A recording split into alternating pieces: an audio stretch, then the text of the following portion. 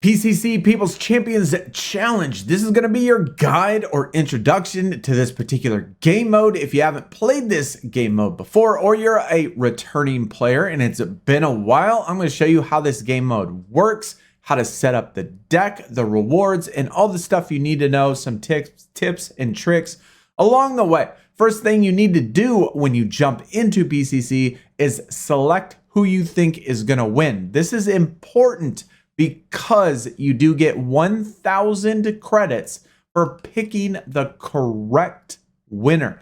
And that can sway your decision. For this particular PCC, we're going to go with Andrade. You can change your selection before you play your very first game though. But once you do play a game, that selection is locked in. So be sure you pick the correct side. Like I said, we're going to go with Andrade for this particular PCC. Hopefully he wins. Hopefully we get those 1,000 credits. Now there are milestone rewards, and each match is set up very similar to Road to Glory, where it's a 1, 3, and 5 point matches. You can get doublers as well. So you can get up to 10 total points.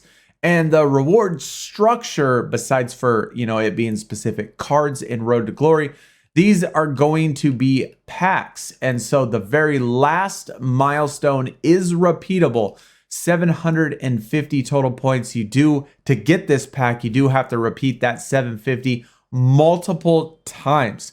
So it is unlimited milestones, but like I said, it's set up very similar in the sense that how the milestones function. 1, 3, and 5 point matches. You're always going to want to be doing 5 point matches. You get as many doublers as you want. It's unlimited. So there's not going to be any game energy for this. So you can play as much as you want, which can make it kind of a grind. Now let's look at the deck. The deck is going to function very similar to War, which means there's really not a benefit to sandbagging this particular game mode. They are going to match your deck, but not use any special cards, not going to use any event cards. Now, it's only been one, I think, a PCC since they've made these sort of changes, or the changes that are in the game from the last PCC. So I'm just going to, again, assume that it functions exactly the same because we haven't heard that there were any changes. But how you're going to set up the deck is you're going to want it to be balanced, and you're going to want it to be all the same color arrows. For the male, you're going to want to have 2 of one arrow, 2 of the other arrow with the same color. So either 2 lefts and 2 rights, or 2 ups and 2 downs. For the females, you're going to want opposite arrows. You're going to want tag females. So either a left and a right, or an up and a down. And like I said, you're going to want this to be kind of balanced. You do not want to have one card that is super juiced and then your 4th male card to be really low. And I'm going to explain why in a little bit. But you're going to put in your best support cards, your best manager, your best action supports, and all of that stuff. So now let's look at a typical match and show you exactly why you're going to want all compatible arrows for both male and female, and what it actually looks like with each game. So like I said, it's unlimited. So you can play as much as you want. And the first thing you're going to select is going to be whether or not you want to play a 1, 3, or a 5 point match. So now you're always going to want to pick a 5 point match. If you can't do these 5 point matches, it's going to be really, really difficult for you to be able to try to get this event card. So always count on doing 5 point matches, just like in Road to Glory. Now, the reason why you're going to want all compatible arrows and how this differs from the other game modes, at least as far as Wild or War or something like that, is that out of your deck, they are going to randomly select 4 cards. So you're not going to have all 6 cards like you do in War or like you do in Wild. So you don't know if you're going to get those bottom 2 males, and the computer is going to get, or the AI is going to get their top 2 males. If that's the case and your deck isn't balanced, it's going to be a little bit hard to win since they match what your cards are. And out of these 4 cards, you're going to get 3 total rounds. So it could be 2 singles and a tag. It could be 3 singles, but it can't be 2 tags because that would be all 4 cards. So at most, you're going to have 1 tag and 2 singles. And so since they're going to be random, it's just going to tell you, obviously, if you play a single, if you play a, if you need to play a tag. And at least last time, you never played a real person. So we never saw special cards. We never saw event cards. When you set up your deck, you're going to want to use special cards. You're going to want to use event cards. You're going to want to use tagged cards. So when it mimics your deck, in the sense, you're going to want to have all that special juice that you get from the special cards that you get from all of the event cards and stuff like that. And so that's how each match or each game is going to work. You're going to have 3 total rounds, but it's going to be selected out of 4 random cards out of your 6.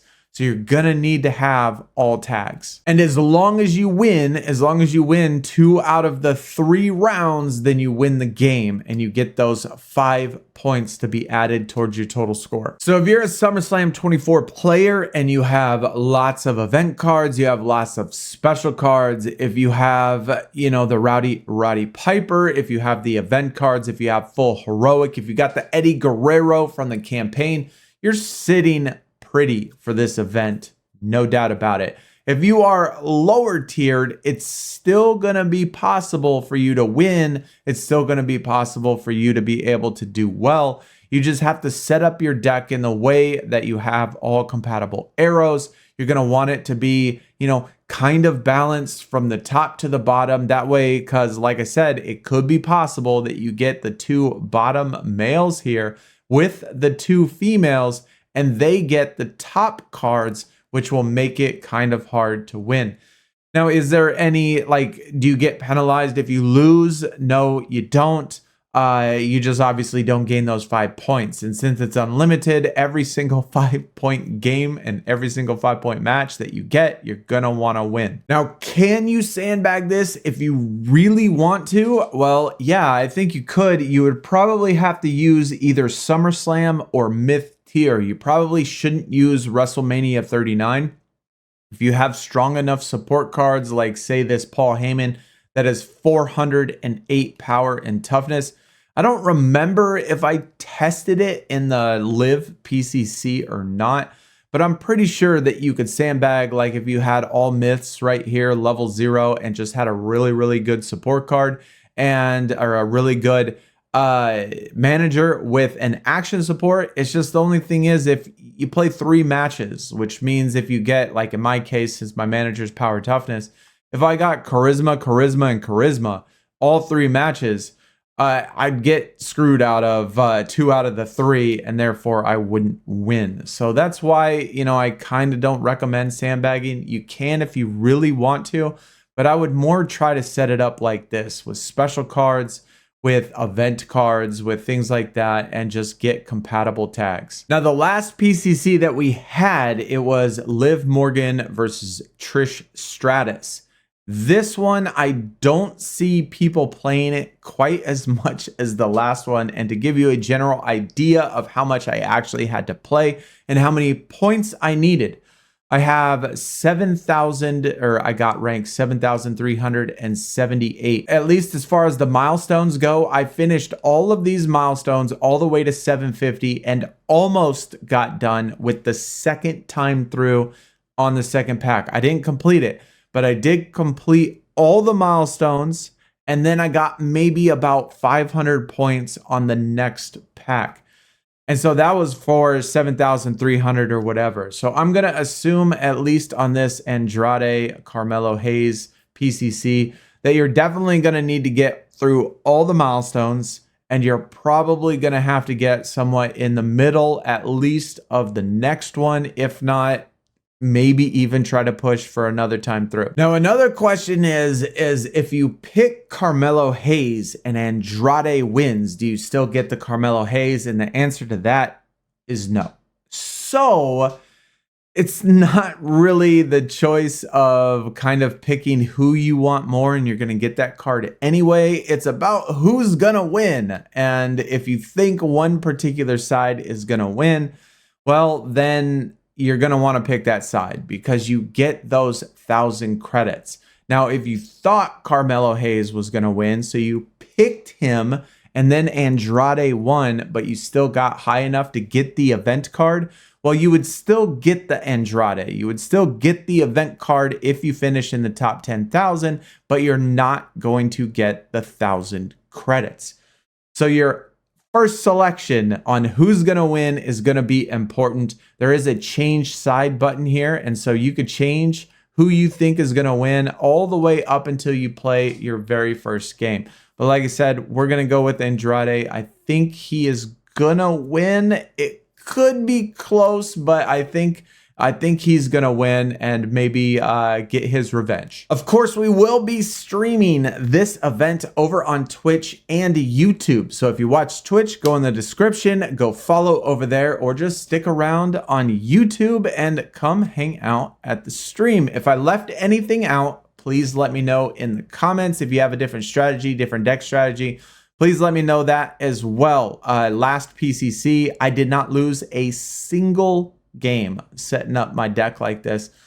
So, I mean, it works for me. So that's what I do. That's what I roll with. But either way, hopefully you did enjoy. If it helped you, please hit that thumbs up. And hopefully I see everybody at the stream. Y'all take it easy. We're out. Peace.